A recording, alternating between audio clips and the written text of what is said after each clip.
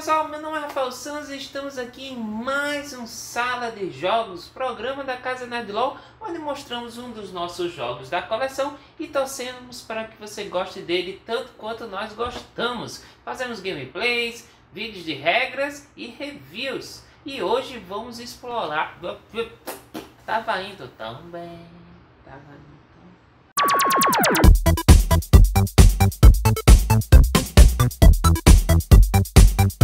E hoje vamos liderar uma expedição por uma ilha inexplorada, ganhar o respeito de guardiões e procurar pistas do passado em As Ruínas Perdidas de Arnak.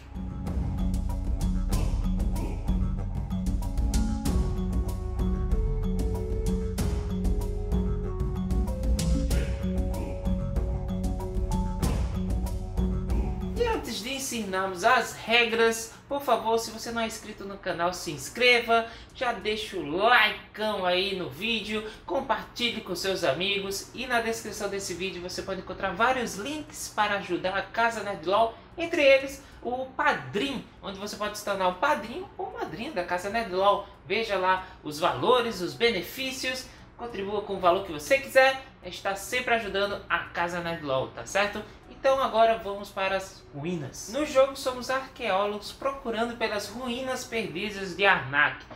Antes de quase desistirmos, encontramos uma ilha inexplorada que pode ser, wait for it, As Ruínas Perdidas de Arnak. O jogo é da Chex Games Edition e está sendo lançado aqui no Brasil pela Devir.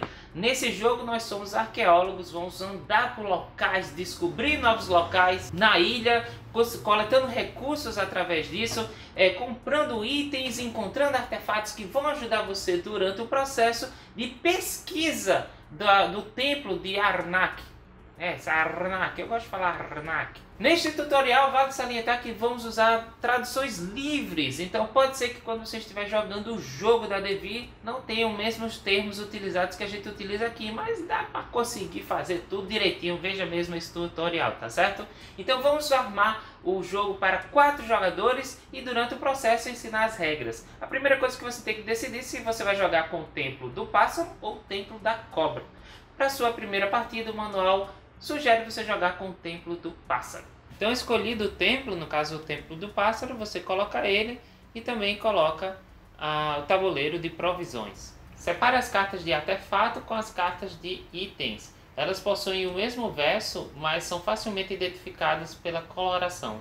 As de artefato são azuis e as de item não são azuis. Embaralhe as cartas e aí coloque elas em seu devido lugar. Aqui as de artefato e nesse local as de item. Coloque as cartas de medo em seu local apropriado. Elas ficam viradas para cima porque todas têm o mesmo interior. Coloque o cajado lunar nessa posição, indicando que é a primeira rodada. E aí você revela uma carta de artefato, que fica desse lado aqui, e 5 cartas de itens. Embaralhe os ídolos e coloque eles de forma aleatória nos locais indicados. Nas de nível 2 você vai colocar um virado para baixo e um virado para cima. E nas de nível 1 todos virados para cima.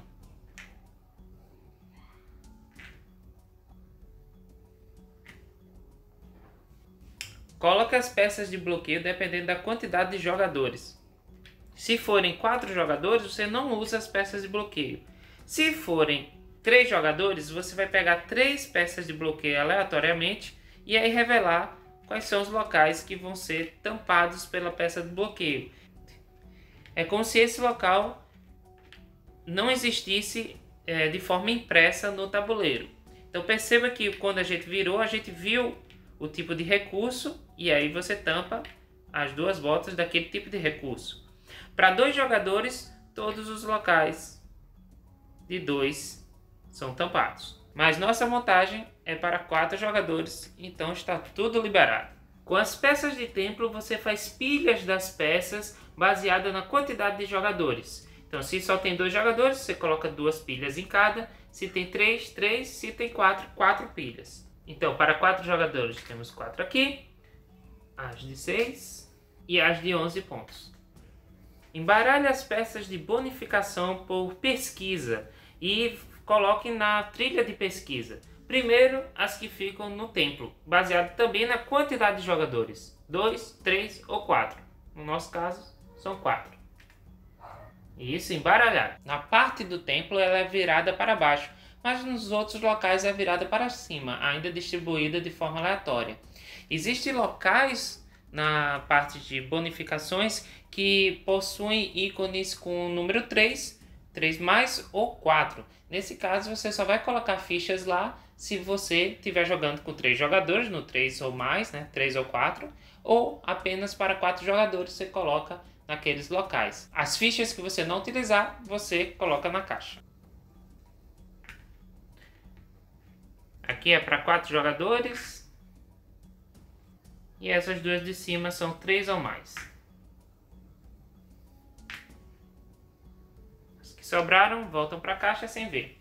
Coloque todos os recursos no tabuleiro de provisões.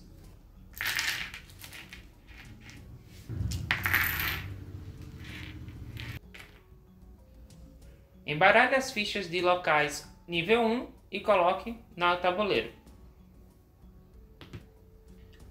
Embaralhos de nível 2 e os guardiões. Vire todos os assistentes para que fiquem com seu lado prateado, embaralhe-os e coloque na parte do tabuleiro de provisões, num monte de 4 assistentes para cada espaço. As fichas de pesquisa dos jogadores vão ficar nessa parte do tabuleiro de provisão, mas primeiro eles têm que decidir as cores que eles vão utilizar. Decidindo as cores, eles vão receber um tabuleiro da sua cor. 2 arqueólogos da cor escolhida que são colocados no tabuleiro do jogador. Suas cartas iniciais da cor escolhida. E finalmente suas fichas de pesquisa. Você coloca primeiro o diário e a lupa em cima. Entregue 2 cartas de medo para cada jogador e ele vai embaralhar com seu deck inicial, colocando no lugar indicado. Decida quem vai ser o primeiro jogador e o manual sugere para o primeiro jogador quem mais recentemente foi para um lugar que nunca tinha ido. Mas você pode escolher qualquer coisa e aí você vai entregar esse marcador do primeiro jogador para o jogador escolhido e as ordens de turno seguem no sentido horário. Escolhida a ordem de turno, você distribui os recursos iniciais baseado nessa ordem. O primeiro jogador ele recebe 2 moedas. O segundo jogador recebe 1 moeda e 1 bússola.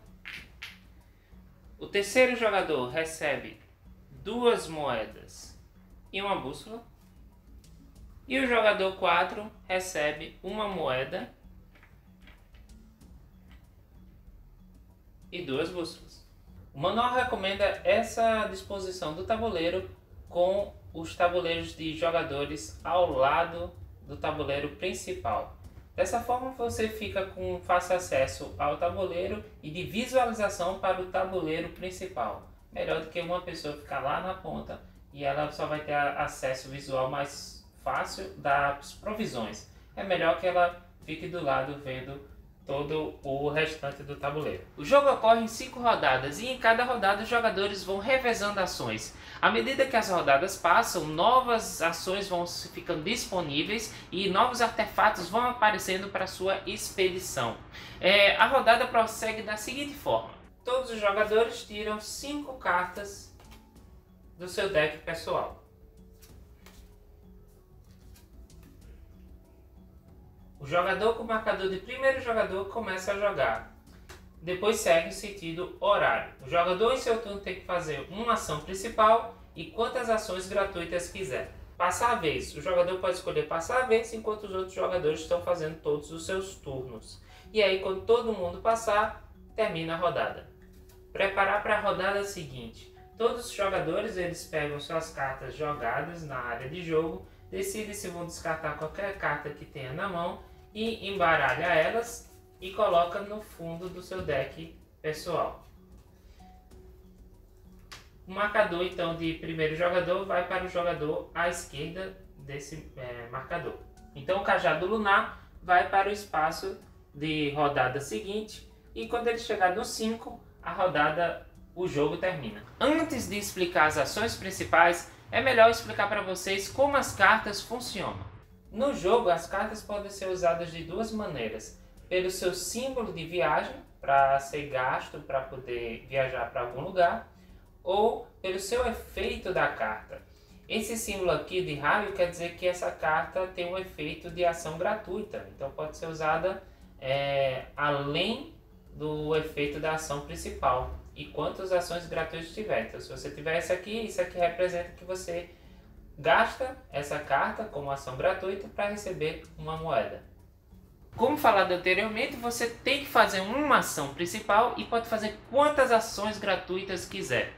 Entre as ações principais estão escavar um local, descobrir um novo local, vencer um guardião, jogar uma carta, comprar uma carta, pesquisar e passar a vez. Escavar um local. Você pega um dos seus arqueólogos no seu tabuleiro de jogador e coloca em um dos campos já descobertos no tabuleiro. Na primeira rodada só vai ter os 5 lugares iniciais, mas à medida que as rodadas passam, novos locais de nível 1 e 2 vão sendo descobertos e aí você pode escavar esses locais já descobertos que estejam livres. Para escavar um local, você tem que pagar o custo de viagem que está impresso no local indicado que você quer colocar seu arqueólogo. Esse local tem que estar livre, desocupado, sem ninguém, numa partida de 2 ou 3 jogadores. Esse local não pode ter um bloqueador e aí você paga esse custo. Você tanto pode pagar com cartas, símbolo de bota, paga o lugar de bota, ou existirá efeitos que vão gerar marcadores de viagem para você ou guardiões que também vão gerar. Após pagar, mova seu arqueólogo para o espaço indicado. Aplique os efeitos que tem no local, nesse caso ganhar 2 fichas de bússola. É importante salientar que quando você escava um local, você tem que tirar seu arqueólogo do seu tabuleiro de jogador, não pode ser de outro local. Haverá efeitos que podem fazer com que você mova de um local para outro. Para fazer a ação escavar o local, é sair do tabuleiro de jogador para um local já descoberto. Quando você paga o custo de viagem, você também pode pagar com valores mais altos, que existe uma hierarquia de viagem. Quando você usa uma carta, você paga o custo de cima dela, e quando você paga só utilizando a viagem, você não faz o efeito que tem na carta. Então você usa a carta, deixa na sua área de jogo e não faz o efeito. Essa é a hierarquia de viagem. Símbolos de avião, eles são maiores que símbolos de carro e de navio. Então, se um local precisar de bota, carro ou navio, você pode pagar usando uma carta com símbolo de viagem. Você pode usar um carro e um navio. Se um local precisa de um carro e de um navio, ou de um navio, você pode usar um avião, mas você não pode usar um carro para um navio e um navio para um carro. Você também pode contratar um piloto. Você paga 2 moedas e você adquire um símbolo de viagem de avião. Ou seja, se um local precisa de 2 símbolos de avião, você também pode pagar 4 moedas para já ter os 2 símbolos. Ou então usar uma carta e 2 moedas. Existem locais, como acabei de falar, que exigem 2 símbolos. Até mesmo no campo inicial você precisa de 2 botas, caso uma esteja ocupada, ou então você queira usar 2 vezes um local, quero ir para esse outro local, e aí você tem que pagar 2 símbolos de viagem de bota. Então você pode usar 2 cartas para poder gerar esses 2 símbolos. Ou então existem cartas que lhe dão 2 símbolos de viagem. Você também pode utilizar essas cartas de 2 símbolos para lugares que só exigem um símbolo, mas será o desperdício do outro símbolo, porque você não pode guardar para o próximo turno esse símbolo que você usou, a não ser que você use esse outro símbolo para alguma ação gratuita que exija pagamento de um símbolo de viagem. E aí você pode tanto usar um símbolo para ir para um local, como também usar um símbolo para ativar o efeito de uma ação gratuita. Como, por exemplo, existem assistentes que precisam pagar símbolos de viagem para fazer algum efeito. Então você pode escavar um local com esse símbolo e ao mesmo tempo fazer a ação gratuita daquele assistente dando esse outro símbolo. Outra ação principal é descobrir um novo local. No começo do jogo só tem 5 locais para você escavar, mas você pode descobrir novos locais. Você pode descobrir qualquer novo local de nível 1 ou 2 que não tenha nenhuma peça de local já nele. Então vamos aprender o passo a passo desse descobrimento. Percorrer uma região selvagem. Decida se você vai percorrer uma região do nível 1 ou do nível 2 e pague essa quantidade de fichas de bússola impressa no tabuleiro. Então nesse exemplo, o arqueólogo amarelo ele tem uma bússola já por ser o segundo jogador. Então ele vai usar a ação gratuita dessas 2 cartas para gerar para ele 2 bússolas, colocando as cartas na sua área de jogo e pagando a bússolazinha que ele tem. E vai descobrir este local aqui. Para descobrir esse local, ele pagou as bússolas e agora ele precisa pagar o custo de viagem. Ele vai utilizar esta carta aqui, só o símbolo de viagem. Então ele coloca na área de jogo dele. E aí? A primeira coisa que ele faz é remover o ídolo que tem nesse novo local. Ele imediatamente faz o efeito desse ídolo. Se você não puder fazer, você apenas desperdiçou esse ídolo, na verdade o efeito dele. E aí você vira ele e coloca ele em cima do seu tabuleiro de jogador. Você coloca o ídolo, depois de usar o seu efeito, no seu tabuleiro de jogador. E como funcionam os ídolos? Eles no final do jogo vão lhe dar 3 pontos de vitória. E aí, os espaços onde ficam os ídolos, que você pode utilizar também, se eles estiverem vazios, eles vão lhe dar esses pontos de vitórias no final do jogo. Contudo, durante o jogo, aqui tem um símbolo de ação gratuita. Durante o seu turno, como ação gratuita, você pode subir esse símbolo e imediatamente ganhar um desses efeitos que está mostrando aqui. Ou converter uma moeda em um rubi, ou ganhar uma ponta de flecha, ou ganhar 2 tábuas, ou ganhar uma moeda em uma bússola, ou puxar uma carta. Lembre-se que quando você faz isso, você está cobrindo o ponto embaixo. O ídolo ainda vai lhe dar 3 pontos, mas você perde esse ponto do vazio aqui que você cobriu. Em nenhum momento você pode descer esse ídolo para baixo, para o seu acampamento aqui. A não ser que exista um efeito de carta que possibilite isso. Essas ações gratuitas podem ser feitas até 4 vezes, porque só existem 4 espaços vazios no seu tabuleiro de jogador. Depois descubra o local. Ou você vai pegar a primeira peça de nível 1 ou a primeira peça de nível 2, depende de onde você está descobrindo. Nesse caso aqui é a de nível 1. E aí você vai colocar naquele local e imediatamente vai fazer os efeitos que essa peça está mostrando. Então nesse caso aqui, você vai puxar uma carta e vai ganhar uma ponta de flecha. Só que não acaba aí, você vai ter que pegar uma guardião, porque você acabou de despertar um guardião. Isso sempre acontece quando você descobre um local.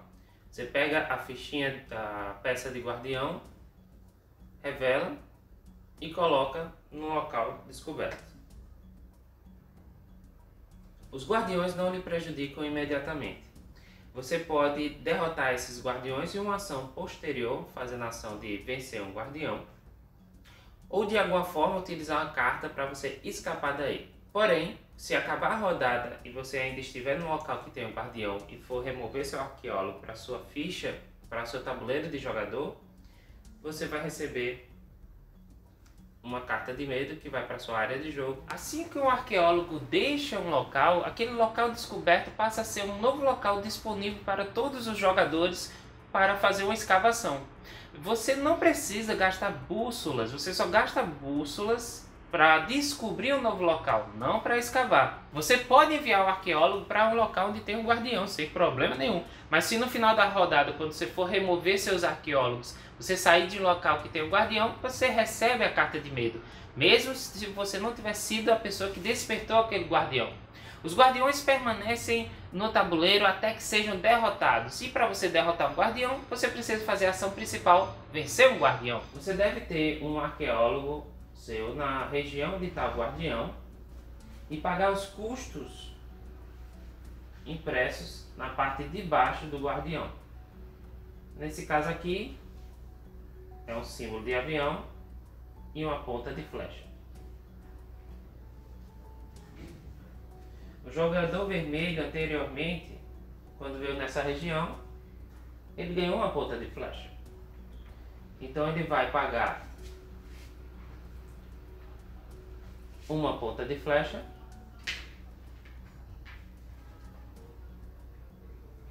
e vai utilizar 2 moedas para contratar um piloto. Dessa forma, conseguindo derrotar o guardião. E você guarda o guardião junto ao seu tabuleiro de jogador virado para cima. Você pode usar a dádiva do guardião. É bem simples. Os guardiões, eles possuem esses símbolos aqui no canto direito em cima.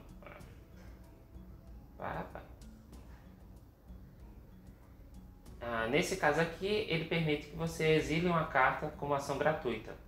Quando você utiliza a dádiva do guardião, você vira ele para o outro lado. Ele continuará a lhe dar 5 pontos no final do jogo. E mesmo se você não utilizar ele, ele vai lhe dar 5 pontos no final do jogo. Comprar uma carta. Você pode comprar diversos itens durante o jogo, itens são esses aqui, que podem lhe ajudar na sua expedição. Escolha um item da fileira de cartas e pague o custo mostrado na carta, nesse caso 2 moedas. Então o jogador verde vai pagar 2 moedas. Coloque a carta no fundo do seu baralho do tabuleiro do jogador. Ao final do seu turno, se uma das fileiras estiver vazia, você desliza as cartas e coloca uma nova carta.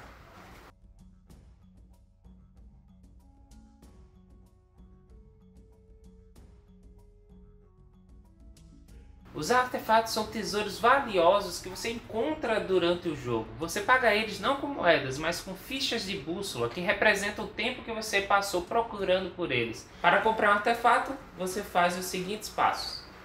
Você escolhe um artefato da fileira de artefatos e paga os custos mostrados na carta de artefato. Nesse caso aqui, os artefatos eles são descobertos, eles não são comprados. Então, para você comprar um artefato, você precisa usar as fichas de bússola. Você paga essa quantidade de fichas de bússola e aí adquire o artefato. A diferença dos artefatos para os itens é que assim que você compra o artefato, você pode utilizar o efeito da carta do artefato de forma gratuita. E depois ele vai para a sua área de jogo. Na sua área de jogo, o que quer dizer? Você não usa de novo, gente. É só para a área de jogo para ser embaralhada no final da sua rodada. Então, quando você adquire, você já pode fazer esse efeito aqui. Então, esteja ciente para poder fazer os combinhos lindos quando se compra um artefato. Depois disso, no final da rodada, o artefato vai ser embaralhado e colocado debaixo do seu deck. E aí, quando você puxar novamente o artefato, você, para usar o efeito dele, vai ter que gastar uma tábua para poder usar o efeito de novo. Ou seja, quando você encontra o artefato, você consegue usar ele de forma misteriosa. E aí, quando tenta usar de novo, você percebe que não entendeu ele por completo. E aí você vai ter que utilizar escrituras antigas para realmente usar os poderes do artefato que você encontrou. Depois disso, se tiver a fileira vazia, você repõe com um novo artefato. Ação principal, jogar uma carta. A ação principal, jogar uma carta, vai aparecer mais quando você começar a utilizar itens e artefatos. Por quê? Quando você usa as ações gratuitas do efeito de uma carta, eu já estou dizendo, é uma ação gratuita, não é considerado uma jogada principal, uma ação principal. Uma ação principal é quando você joga uma carta que tem um efeito que não tem um símbolo de ação gratuita. Então você usa a carta, vou usar a ação principal, jogar uma carta. Usa essa carta, coloca ela na sua área de jogo e aplica os efeitos dela aqui. Nesse caso aqui, o efeito dela é descartar uma carta. Descartar uma carta é jogar uma carta da sua mão sem aplicar os efeitos daquela carta, não importa qual seja. E aí o maisinho aqui está dizendo que eu puxo 2 cartas do topo do meu deck. Pilha de exílio. Há certas regras e cartas que enviam as cartas para a pilha de exílio. As cartas de itens e as cartas de artefatos têm suas pilhas de exílios próprias. As cartas de medo, quando são exiladas, vão para o monte de medo que tem no tabuleiro. E as cartas de expedição iniciais, elas vão para um montezinho próximo ao medo. Não tem no tabuleiro, mas você deixa lá próximo do tabuleiro. A ação principal, pesquisar, faz com que você avance na trilha de pesquisa. Você tem que decidir primeiro qual ficha você vai avançar, se é a sua lupa ou se é o seu diário. Se o diário estiver embaixo da lupa, você tem que avançar a lupa.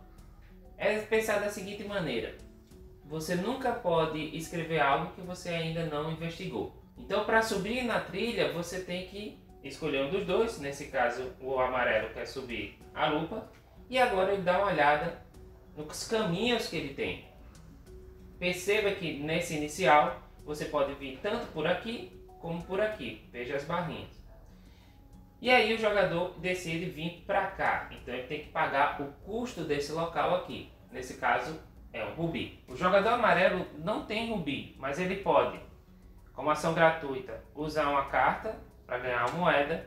Ele ganha a moeda e aí ele sobe aqui. Na verdade, acabei de perceber que é melhor ele subir aqui, ganhar uma moeda e uma bússola. Por quê? Porque aí ele na verdade vai para cá. Ele paga uma ponta de flecha e uma bússola e avança a lupa dele para cá. Dependendo do que você avançou, você vai ganhar um tipo de benefício. Nesse caso aqui, quando você avança a lupa, você ganha uma moeda. Esses números aqui, você não se importa agora. É a quantidade de pontos que você ganha no final do jogo, dependendo de onde sua lupa e seu diário pararam. Em um turno posterior, ele pode escolher avançar ou a bússola ou o diário dele, porque agora o diário dele pode ficar no mesmo nível da lupa. No próximo turno, ele pode escolher tanto subir com a lupa para cá, veja aqui que se conecta, ou para cá, ou o diário para cá ou para cá. Essas fichas de bonificação são ganhas por pelos jogadores que conseguirem subir primeiro no local. Ou seja, se o amarelo conseguir subir para cá, ele vai pegar essa fichinha, tirar do jogo e ganhar uma moeda. Os próximos jogadores que forem para aquele local não ganham moeda nenhuma, só ganham aquele bônus imediato que ele quando sobe com a lupa ou com o diário. Não tem problema, não se preocupem, podem ficar vários símbolos, várias fichas em um mesmo local. O objetivo final do pessoal é chegar aqui no topo. Se você chegar com sua lupa primeiro no topo aqui, pagando uma moeda, uma bússola, um rubi, você coloca a sua lupinha aqui. Então no final do jogo você vai receber 23 pontos. Outro detalhe é que quando você chega pela primeira vez nessa área aqui, você vai pegar essas fichas de bonificação, escolher uma delas sem mostrar para ninguém, usar os efeitos e devolver as outras. E remove do jogo. E aí o segundo que chegar vem para cá, o terceiro para cá e o quarto para cá. E agora quando você fazer a ação principal, pesquisa, você não pode mais avançar com as suas lupas, mas você pode adquirir as tábuas do templo que você finalmente encontrou. E para adquirir essas tábuas você tem que pagar por elas. E no caso é uma ação principal para adquirir uma tábua. E como é que você adquire? As de 2 pontos você paga esse recurso baseado onde ela está. Para adquirir a de 6 você tem que pagar este e este para poder pegar a de 6. Então uma moeda, 2 tábuas e um rubi. Para pegar essa de 6 aqui você tem que pagar um rubi, uma bússola e uma ponta de flecha. E para conseguir o de 11 pontos, você tem que pagar os 3 recursos pedidos. Moeda, 2 tábuas, um rubi, uma bússola e uma ponta de flecha. E para que serve o diário? No começo do jogo ele libera os assistentes, que são pessoas que integram sua expedição. Então quando você avança aqui, você recebe o seu primeiro assistente e você escolhe um dos que estão no topo dos montes de assistentes. Os assistentes eles possuem um lado prateado e um lado dourado. O dourado vem quando você promove esse assistente. Então o jogador vermelho veio para cá, adquire seu primeiro assistente, ele vai pegar este cara aqui. E aí sempre nessa carta de assistente, nessa peça, ele indica o que ele vai ganhar quando ele ficar promovido. Então aqui você ganha um desconto de uma moeda, um desconto de uma ficha de exploração quando estiver comprando cartas. No segundo nível, no nível dourado, ele vai lhe dar desconto de 2. Aí fica assim. E assim que você adquire o assistente, você coloca ele virado para cima nesse canto do tabuleiro. A maioria dos assistentes eles permitem ações gratuitas, então assim que você pega ele, você pode utilizá-lo. Digamos que o vermelho ele avança de novo no diário e no segundo nível, na segunda linha, já você adquire outro assistente. Então ó, ele pega esse aqui e coloca aqui. Então esse assistente aqui, que é o capitão, ele permite que você, como ação gratuita, adquira uma bússola ou o símbolo de viagem navio ou barco. E aí quando você usa, você exausta ele. Isso quer dizer que você só pode utilizar um assistente uma vez durante a rodada. Porém, existirá cartas, regras que permitem que você possa restaurar o assistente. Você pode fazer isso até mesmo através da trilha de pesquisa. Como vocês podem ver aqui, quando está o símbolo dourado, é o momento onde você pode promover um dos seus assistentes. Promover um dos seus assistentes é virar ele para o lado dourado. Então, se ele subir o diário para cá, ele vai promover um dos assistentes dele. Então, ele decide qual dos dois ele vai promover. E aí, nessa regrinha que você vai decidir como você vai aplicar seu combo. Por quê? Ele pode tanto já virar esse cara para cá, ou ele pode virar esse cara para o lado dourado. E quando você faz isso, ele automaticamente é restaurado. Ou seja, é mais interessante você utilizar seu assistente para depois promovê-lo para poder já usar de novo naquele mesmo turno. Passar a vez. Durante seu turno, se você não tiver mais como fazer nenhuma das outras ações principais ou quiser passar, usando ela como ação principal, você passa a vez. Isso quer dizer o quê? Você fala para os outros jogadores que você já tá bom essa rodada para mim, e aí vai esperar eles terminarem as rodadas. Se por acaso só tiver um jogador e todos os outros passaram, ele vai fazendo turnos consecutivos. Mas vale salientar que se você passar a vez, você ainda pode fazer quantas ações gratuitas você quiser. A rodada termina quando todos tiverem passado a vez. E aí você vai para a fase de preparação da próxima rodada, que você faz as seguintes coisas. Devolver os arqueólogos para os seus respectivos tabuleiros de jogador. Quando você devolve um arqueólogo que tenha um guardião naquele local, esse jogador vai receber uma carta de medo para sua área de jogo. Geralmente o jogador não vai ter cartas na mão, mas se ele tiver, ele pode escolher descartá-las para sua área de jogo, ou guardar alguma ou todas para a próxima rodada. O manual pede encarecidamente para você utilizar todas as suas cartas, porque serão momentos raros onde você utilizará uma carta somente no próximo rodada.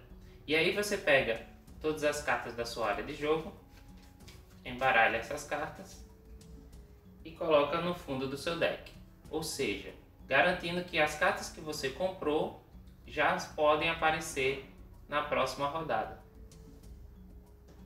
Você renova qualquer assistente que você tenha e esteja utilizado. Exile as duas cartas que estão ao lado do cajado lunar e coloque em seus respectivos locais de isolamento. Move o cajado lunar para a próxima rodada. E reabasteça as fileiras que ficarem vazias.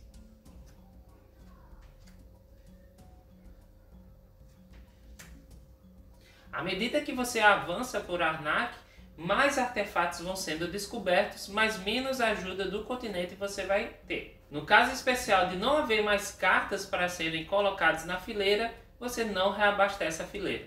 No fim da rodada 5, todos os jogadores recolhem seus arqueólogos e pegam a carta de medo, normalmente se tiver um guardião de onde saíram. Mas aí você ignora todo o resto de preparação de rodada e vai direto para a pontuação final. A pontuação final é da seguinte maneira: você pega aquela cartinha de anotação de ponto, ó, aqui, ó. Essa cartinha, bota o nome da galera e aí você vai marcar os seguintes pontos. Cada uma de suas fichas de pesquisa marcam pontos baseados na fileira onde elas se encontram. No caso do vermelho aqui, ela vai marcar 16 pontos. No caso do azul, o diário dele vai render 8 pontos. Além das lupas que chegaram no Templo Perdido, eles vão ganhando pontos baseados na ordem em que eles chegaram. Cada um dos seus ídolos marca 3 pontos. E os espaços vazios não utilizados também marcam os pontos impressos neles. Cada guardião que você venceu vai lhe render 5 pontos de vitória, mesmo se você não tiver utilizado a dádiva do guardião. Cada carta de medo que você tiver dá menos 1 ponto para você, e se por acaso você tiver um marcador de medo, você recebe menos 2 pontos. Esses marcadores de medo são utilizados quando acabam as cartas de medo. Você pega todas as suas cartas de artefatos e itens e vê quantos pontos eles lhe renderam. Você dá uma olhada no canto inferior direito para ver essa pontuação. Se você tiver a maior quantidade de pontos, você teve a melhor expedição e venceu o Lost Ruins of Arnak. Em caso de empate, é decidido entre os empatados quem chegou primeiro no Templo Perdido. Se nenhum dos empatados chegou no Templo Perdido, o desempate acontece através da soma dos valores de sua pesquisa, ou seja, se a lupa, você pega o valor de sua lupa e o valor do seu diário, soma, e se você tiver mais do que a outra pessoa, você venceu o jogo. Se o empate persistir, vocês compartilham a vitória. Os dois fizeram uma ótima expedição. Ou como muitos gostam de fazer, joga de novo para decidir. Agora vamos falar um pouco das diferenças do Templo da Cobra. É o outro lado do tabuleiro e é o lado que o manual indica para você jogar normalmente o jogo, porque as decisões são bem mais interessantes, né? Menos fáceis, é mais difícil você subir na trilha de pesquisa. As diferenças você vai encontrar nos locais. Você pode ver aqui nas de nível 2 muda alguns símbolos de viagem. Por exemplo, ali você é uma bota em um avião. O vulcão está mais virado, né? E aí, ó, céu negro e tal e tudo mais. Aqui embaixo também muda alguns valores de viagem. Temos um avião ali, 2 botas ali, certo? O acampamento inicial, né? O primeiro acampamento, né? Aqui está tudo normal. Aqui que muda já um pouquinho. Seguinte. Como vocês podem ver, muda já os iniciais aqui. Agora é uma bússola e 2 tábuas. Em cima temos esses aqui, ó, tem três locais para bonificação, fichas de bônus, os valores mudam aqui. E a outra coisa aqui do lado, você consegue um assistente aqui com diário, moeda, exila uma carta, 2 moedas, já não é mais aquele só bússola. Aqui você promove aquele seu assistente. E aqui você puxa a carta. Agora o grande diferente aqui, ó. Seguinte, na história do Templo da Cobra, nós já somos uma segunda expedição e a gente tá indo ver o que deu de errado com a primeira. E uma das coisas que deu errado com a primeira foi que membros da primeira expedição foram capturados. E aí o que você faz? Nesse espaço aqui, baseado na quantidade de jogadores, você aleatoriamente coloca essa quantidade de assistentes. Então, no caso, para 3 jogadores, 4 jogadores, você coloca aqui. E aí, na parte dos assistentes aqui, ainda vai ter as 3 pilhas, mas serão 2 pilhas com 3 assistentes. E uma pilha com o que sobrou. As regras continuam as mesmas quando você vai utilizar artefatos e tal, que usa os assistentes. Mas aí, esse carinha aqui, é o seguinte. Para você chegar nessa área aqui, você precisa pagar um ídolo. E esse ídolo não pode ser um ídolo que foi utilizado para ficar no espaço vazio do seu tabuleiro de jogador. Tem que ser um ídolo que você conseguiu e aí vai ter que entregar esse ídolo. E sai do jogo o ídolo. E aí você consegue avançar sua pesquisa, né? Você está aqui com a lupa e consegue avançar pagando um ídolo. E aí você vai pegar esses assistentes, olhar quais são os que tem e você vai escolher qual você quer. Quando você pega esse assistente, ele vai para sua ficha de tabuleiro, porque o bicho está muito cansado. Ele vai para sua ficha, para seu tabuleiro de jogador já exausto. E aí você se vira de como você vai fazer isso. Para restaurar ele no mesmo turno ou esperar a próxima rodada para restaurar ele automaticamente. Então tá vendo? Quando passa a lupa você ganha o assistente que estava ali, você retorna os outros assistentes na mesma posição. E aí, ó, subindo aqui, você promove um assistente e com o diário você renova um assistente, né? E aqui, ó, aqui que é interessante, quanto mais segredos você vai descobrindo de Arnak, mais você vai ficando com medo. Então, quando você vai subindo com a pesquisa aqui, você vai ganhando cartas de medo, gente. E também aqui você vai encontrar assim, fichas de bonificação para 4 jogadores, 3 ou mais, etc. Nessa área aqui onde tem 3 em um mesmo espaço, quando você sobe, você escolhe uma das fichas de bonificação e deixa as outras duas. Então essas são as diferenças do Templo da Cobra. O negócio é mais difícil, mas também tem mais decisões estratégicas, né? Para quando você vai subindo, o que é que você vai fazer, dependendo das ações que você toma e que posicionamento na trilha de pesquisa você faz. As pontuações são as mesmas lá em cima, mas eu acho que, se eu bem me lembro, esse valor aqui para subir é diferente. Acho que tem uma moeda lá em cima no Templo do Pássaro. Mas enfim, pessoal, esse é o Templo da Cobra, um visual bem mais ameaçador. E é assim que você joga Lost Ruins of Arnak, ou As Ruínas Perdidas de Arnak. Qualquer dúvida pode botar aí nos comentários que a gente tenta ao máximo responder, tá certo, galera? E mais uma vez, se você gostou desse vídeo, clique em gostei, compartilhe com seus amigos e se ainda não é inscrito no canal, se inscreva, por favor. Teremos vídeos de gameplays do Lost Ruins com 3, 2, 1 jogador, tá certo? Mas aí a gente vê o que você quer mesmo, mostrando através dos views e dos likes, tá certo? Muito obrigado, até a próxima, tchau!